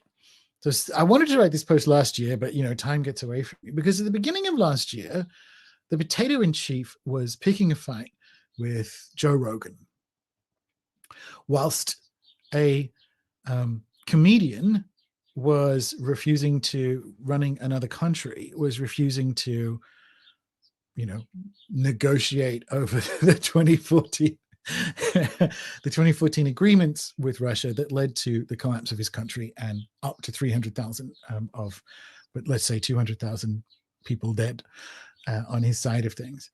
But it's like, Joe Rogan is a stoner comedian and Zelensky is a TV comedian.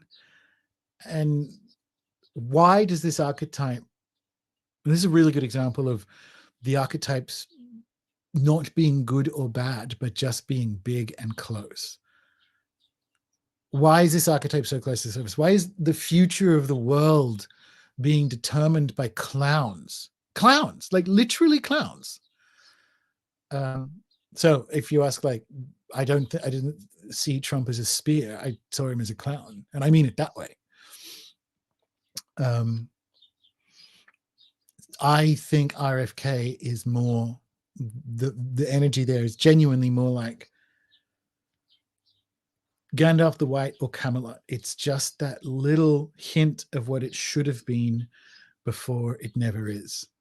I think it's that. I think it's a reminder, because one of the things I despaired of over the last 3 years is people who stuck to, I'm an anarchist. I want to throw them all in a volcano, not RFK. But other than that, people who stuck to like a democratic position out of tribalism, when look at what it's doing. You replace it with whatever center-left country you want around, party you want around the world. When you look at what it's done. But I understand in the heart why people, because that was, now that I'm definitely neither left nor right, but I did come from that. I did come from like a left to center left position. So I know what it's supposed to look and feel like in the heart. And that's what RFK is to me. It's like a medicine for people who did some soul searching on leaving the reasonable left or the center left of like, was I wrong? Or am I dangerous? Am I some sort of radical far right? And then you see RFK show up. And you're like, that's what was in my heart. That's what that's supposed to feel like. And so he's a medicine. That's what I mean. Like, and he shows up just to remind you that actually you weren't wrong. That feeling that's in your heart of like, this is what I think governance should be. It's true. It's just that we're not going to get it. But it's like, that's what was in my heart. That is what a president or a king archetype should be. And you go, oh, good. Like, phew. It turns out I'm not, how to say this right? Like, I'm not a Nazi without realizing it.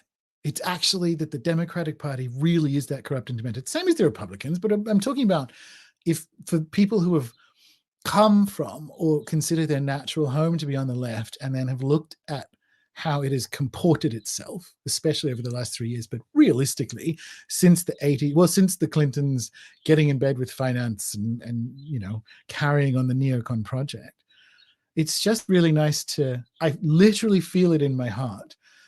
RFK is what like an archetypal Democrat position should be. In the same way, because I'm going to, you know, good faith both sides here, Tucker Carlson is what the, dare I say, correct Republican position is. Like, that's just what, if you want to, when civilization kind of worked and you could be friends with people who had slightly different political opinions to you, it should look like RFK being friends with Tucker Carlson or something.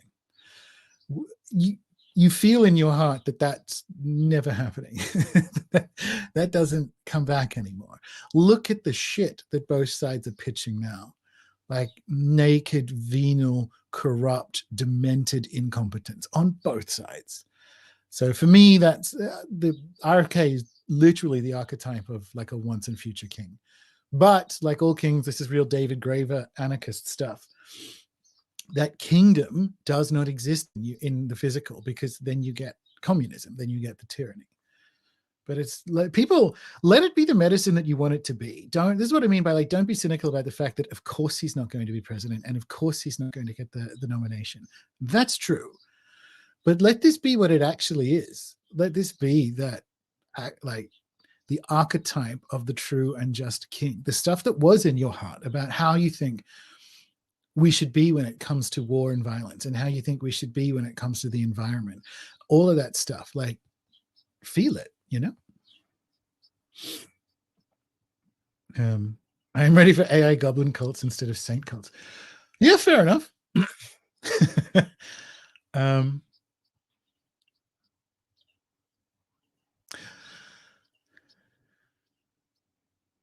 Figured, yeah, not sure how much freedom is possible in a modernized nation hooked into the Leviathan. Figured traveling to a nation not enforcing madness may be the only option. I would modify that slightly. And this is, I'll remember his name in a sec. There's like a famous libertarian anarchist. He has a newsletter. He's been writing it for decades. And he lives in Argentina. I think it begins with D. Blanking, doesn't matter. Picture the type. And what he said was, you don't want to be in a country that is totalitarian and competent. You want to be in a country that is totalitarian and incompetent, because you can't avoid the totalitarianism coming up.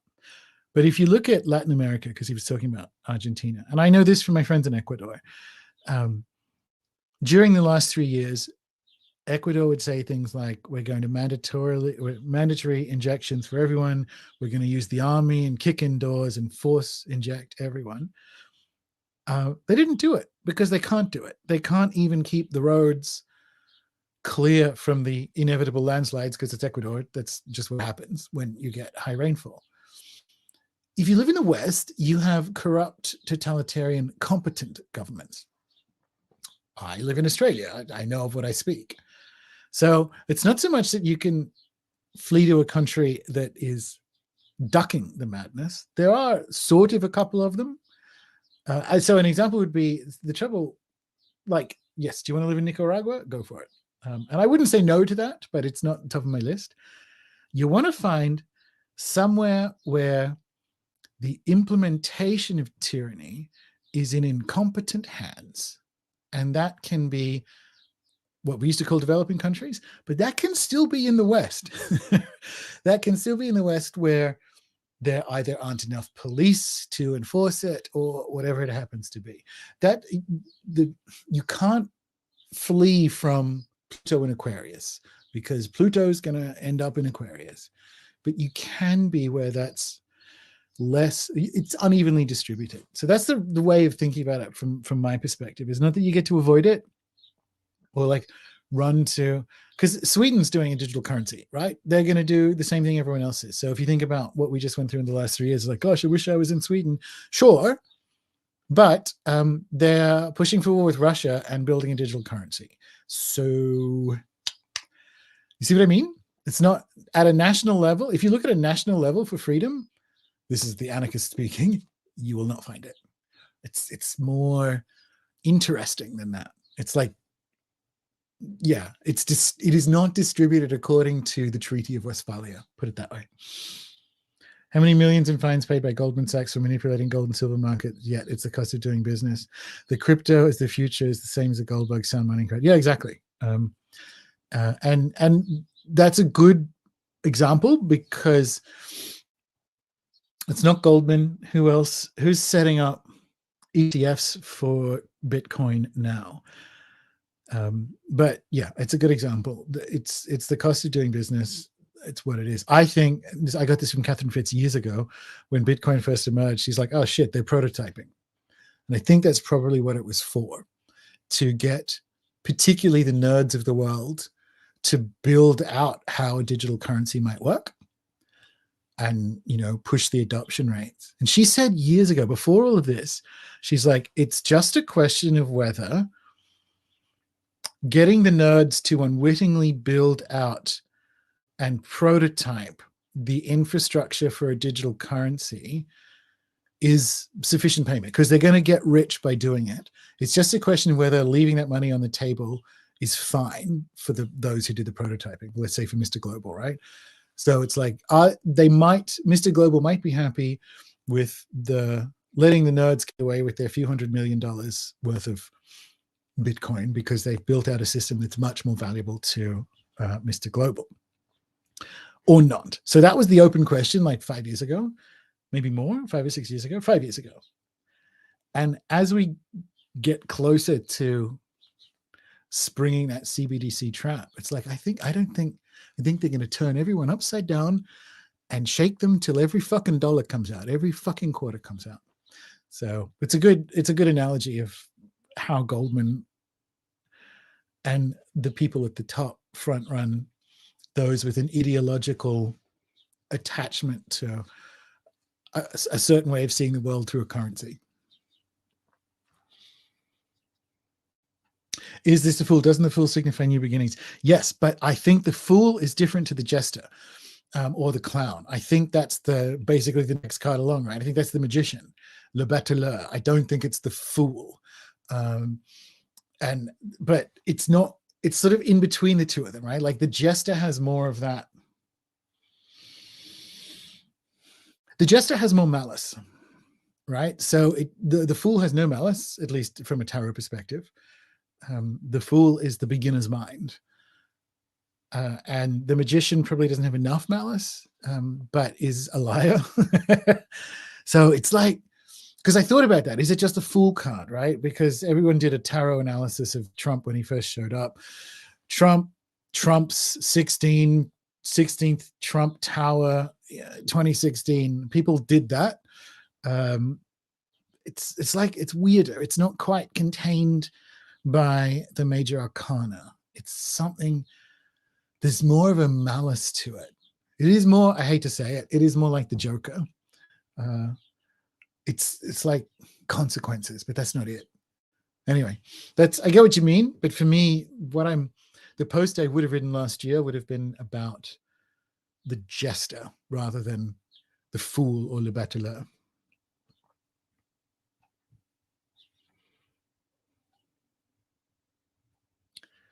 Yeah, probably it's one of the key weaknesses of crypto for sure. I would toss the popularity of drag queens in with the rise of the jester archetype as well. Yeah, that's true. I'll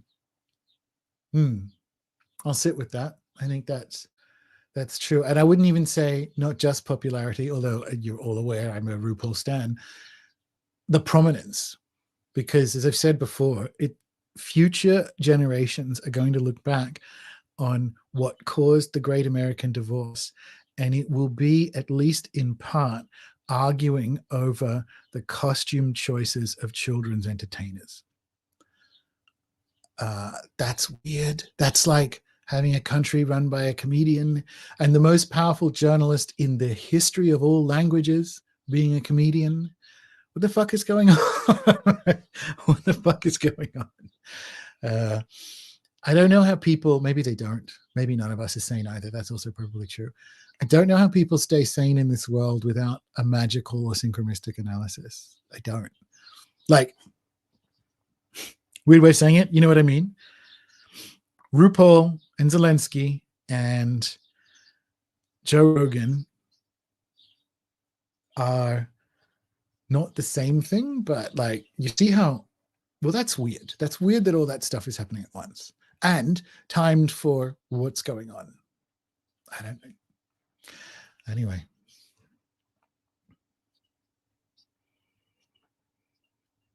Excalibur, right? Like, any UK predictions? Same as everyone else. Same as everyone else in the West.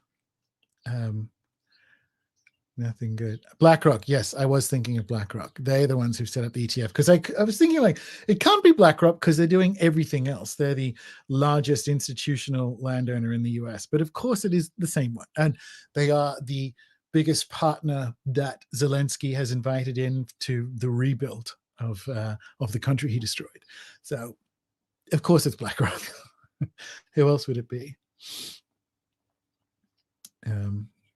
I mean, a new nation forming, but I agree with you. I think next decade, the Westphalia Treaty will not be in play. I think that's a old triplicity thing. So I don't even think, this is weird, but like, again, this is coming back to the Barbeau basket, which, if you don't know what that is, like I said, go and watch S.J. Anderson's video or wait for the premium member presentation in a couple of weeks. But we can't see how the utopia stuff is going to play out because we're still using the old ideas that are going away. So you just mentioned like new nations forming. I don't even know if I would use the word nation, right? I think genuinely, I believe, which is hilarious in a way, the G7 plan is to, why they need Russia defeated or at least Putin replaced and then Xi replaced, is they think they're going to be able to then create their world governance of experts and like literally a one world government. And that's going to fail because everyone can see that, like particularly Eurasia can see that happening, and they've said niet. But I think on the other side of World War III and all the rest of the stuff that we're going to do, I think, it's a weird way, I think something like that happens. What it feels like to me next decade is that there are agreements at an international level and more decentralization of government below countries. So literally, like, I think that's what ends up happening. I think that's how, because if I look at the Martin Armstrong stuff about how Beijing becomes the financial capital of the world in 2032, it's not China is the dominant country. That's not what the model says. And when you look at the beginnings of the British Empire, what basically happened was that they had a navy that they used, instead of forcing people like the Romans did into a tributary system, they used their navy to keep safe the sea lanes and pushed essentially laissez-faire capitalism or trade around the world, which they policed with the Navy. Now, that's all well. That sounds like it doesn't. That sounds better than it was, because when you have all the money and all the guns, and you are the main market that a global economy can sell to, you're going to get rich by saying, hey, everyone, I don't want to rule you or govern you. I'm going to roll out a laissez-faire system. I think it's going to be like that. I think there's going to be a collection of international agreements, almost like emanating from Beijing, but not. So some of them will be good, some of them will be bad. But I actually think a lot of the governance stuff is going to be much lower. There's no need for, I think about this when it comes to Canberra or Washington. Canberra is the best example. National capitals are a pre-internet solution. So Australia, when Canberra became, whatever it was, 115 years ago, give or take, when did Canberra become the capital? It's about that. Let's say 100 years ago. When Canberra was built and became the capital of this country, it made sense that if you were in northwestern Western Australia, weeks and weeks away, 3 weeks away, without the trains from where decisions were made, you would pick someone from amongst the villages. You, Basil, you go to Canberra and support our interests because we need someone there supporting them. We don't need that anymore because of the digital communication or communication in general. We are being invited to participate. This is a participatory democracy thing. We're being invited to participate more. Now, the only way that's going to, well, the way that will function the most effectively is if we decentralize down and participate up. And this is coming back to that solar punk world. I think next decade we get that. I think we get increased participation up and decentralization down. Now, for that to work, the management layer, the outgoing management layer formed with the Treaty of Westphalia, needs to fundamentally change. That's my guess. That's what it feels like to me. All right. I think this straight might collapse Hollywood. What are your thoughts? So, when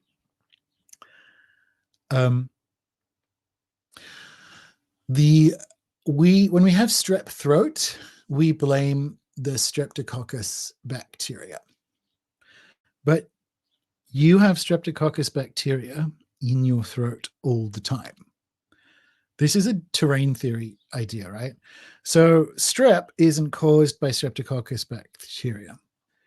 The Streptococcus bacteria shows up to a site of damage in your throat from toxins or actual physical damage or whatever, and it eats and decomposes the inflamed tissue. So you will find Streptococcus bacteria at the site of strep throat, but they don't cause it. This is, as Tom Cowan says, blaming the fireman for the fire. Now, how does that relate to Hollywood? The actors' strike is an indication that Hollywood is already over. So they've got only themselves to blame from the last at least 10 years of absolute garbage. But shitting out garbage for 10 years leads to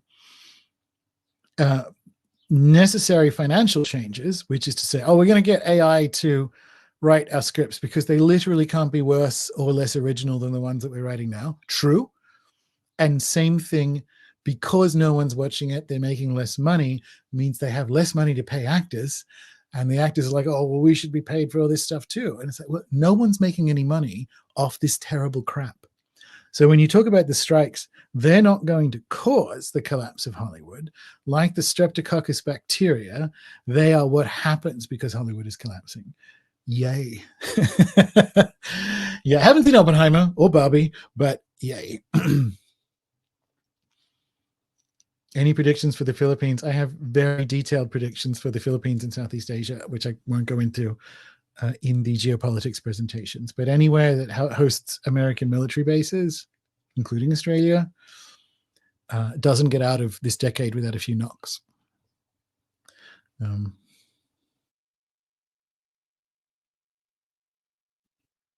BRICS looks like a middle finger to the unipolar world. It does, but it's also just what happens now, right? To the unipolar world. It's just what, like, it's a word that the center is using for the rise of the outside, just to bring it back to the Aquarian signification. Just listen to your episode with Benabo when she's coming out. I'm aware she's coming out with a new book on the subject of the I Ching. Yeah. Trump is a fool filtered through the more nasty part of the swords. Why not? Why not? Yeah.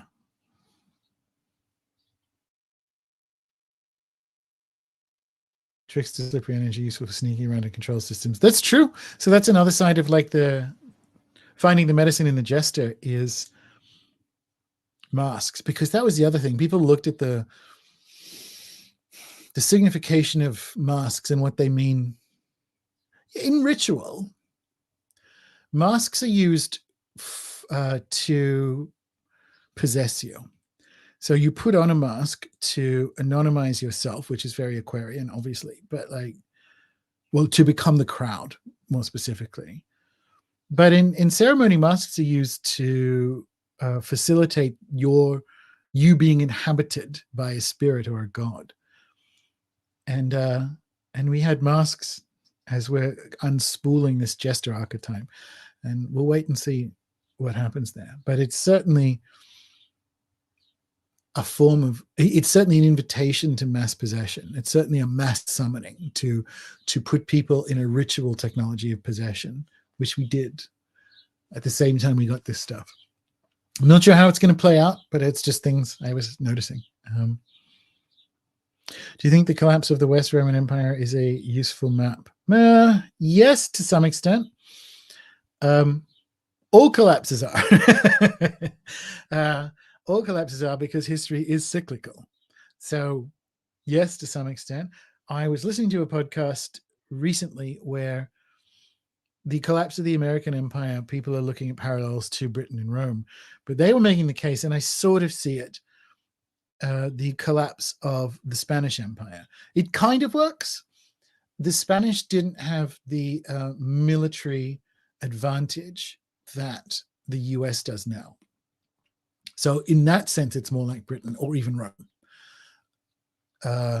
This is the point. Like, history teaches, because the cosmos is cyclical. So yes, as for the timings of it, if you can survive the actual conflict part of the war, the long collapse itself will be unevenly distributed. In that sense, it looks like the several centuries of feudalism we got after the collapse of Rome, right? Austin, and I don't think, not that I politely disagree with Austin's contention that thus America's future looks like the Byzantine Empire. I don't see enough competence in the people in power in the US for them to be able to manage the Byzantine politics of where we get the word Byzantine politics from. He's looking for the glass half full, like, oh, well, there was a cultural flourishing in this Byzantine empire. And I'm like, I don't see the competence that the Byzantines had. So the thing is, when they lead up to the splitting of the empire, I've got this book somewhere. Where is it? Might be in the other room. Through the Eye of the Needle. When Rome began to move its administration functions east, out of Rome, prior to the split of the empire and then during the split of the empire, one of the things they did was let the royal families of Rome still carry on what were effectively empty traditions and rituals about declaring how they descend from Caesars and whatever. And Roman governance was ceremonial. The empire moved its administration and practical governing functions east, and just kind of let the Roman families toddle about toddle about the Palatine and pretend that they were still in charge because of their lineage. And that seems more like how America's going to be to me. Britain tried that for only a couple of decades, and it got its rude awakening. Rude awakening with the Suez Crisis, where it couldn't, the rest of the world, particularly America, wasn't going to pretend that it was still like some glorious, although faded empire.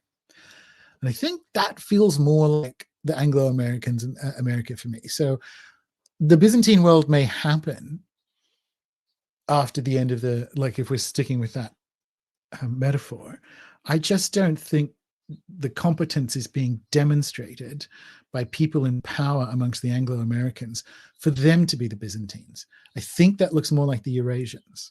And I think the West, and I think the Eurasians are going to have to build the Eurasian century whilst sort of tolerating the long declining arrogance of the Anglo-Americans. That's what I think it looks like in the 2032 thing, right? So it's a question of where do you think we're the Byzantines, or do you think we're the inbred wealthy Roman families? And I think we all know the answer to that.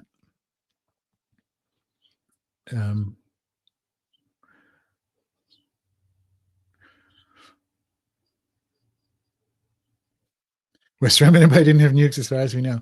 Yeah, they're less of a differentiator now because everyone has them. That's what's so fucking alarming. But yeah.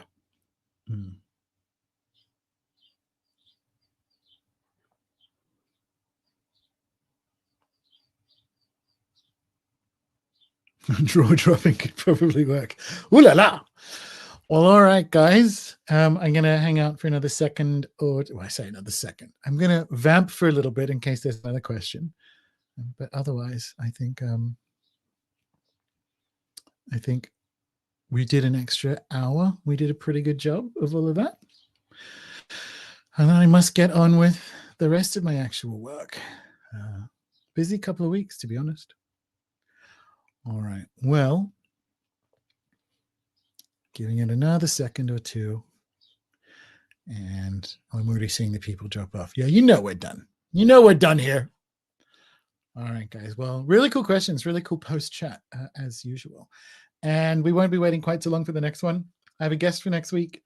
And then I think it's a solo show the week after. And if that is the case, it will be the AI one. Maybe I need more of a vamp. Maybe I'll give that myself. Maybe I'll do 2 guests and then a solo show. But the next solo show will be the AI one. And we will conclude that series, which has been really fun. And the after chats have been good there too. But have yourselves, it's Friday morning here. So when I say have yourself a good weekend, most of you are Thursday. So you're thinking that's a weird thing to say. Not here. Here it's already Friday. So have a good one. And I will see you 2 weeks, give or take.